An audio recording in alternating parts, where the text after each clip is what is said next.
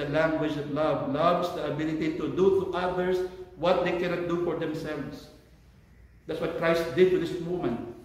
That's why slowly he encouraged the woman. Confess, confess, confess.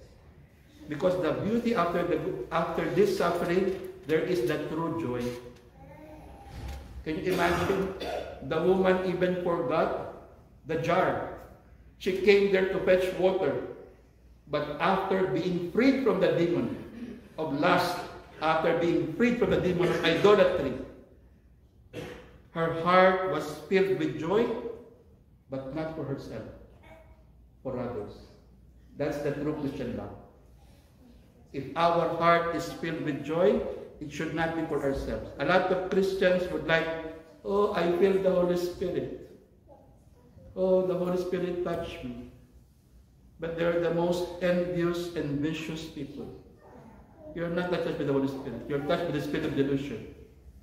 The people who are truly touched by the Holy Spirit is like the Samaritan woman, forgetting herself, forgetting her needs, forgetting that she's there to get the water. And what did she think first? Oh, I would like to reach out to others. And when she reached out to others, she did not tell others, oh, you're all wrong. I am now right. She invited them.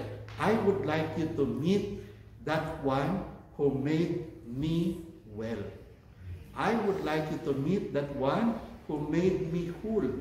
I would like you to meet that one who completed me.